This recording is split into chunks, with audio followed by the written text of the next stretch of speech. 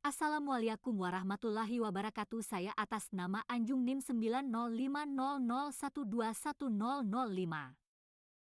Baik, saya akan membahas tentang materi ekonomi moneter Islam, di mana materinya itu adalah konsep dasar ekonomi Islam.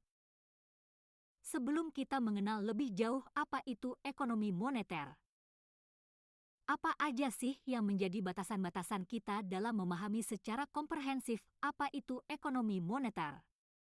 Kemudian, subpokok selanjutnya yang kedua, saya akan membahas mengenai bagaimana konsep dasar dari ekonomi moneter itu sendiri. Yang ketiga adalah tujuan dari ekonomi moneter. Dan yang terakhir adalah fungsi dari adanya ekonomi moneter. Saya akan menjelaskan mengenai pengertian dari ekonomi moneter. Ekonomi moneter merupakan suatu cabang ilmu ekonomi yang membahas tentang peranan yang dapat mempengaruhi tingkat harga-harga dan tingkat ekonomi dalam suatu negara. Singkatnya, ekonomi moneter berbicara mengenai uang.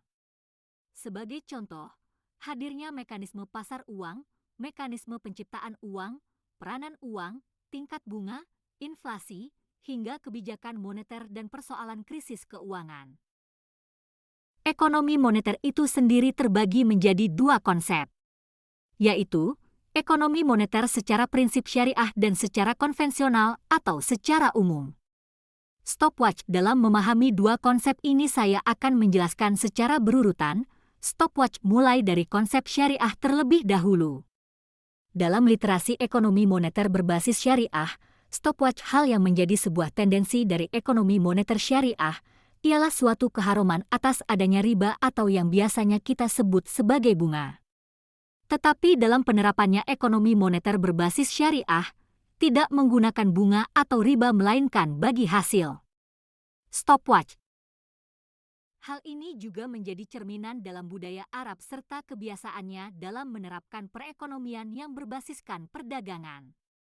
Stopwatch bagi orang Arab, berdagang merupakan suatu kebudayaan masyarakat Arab.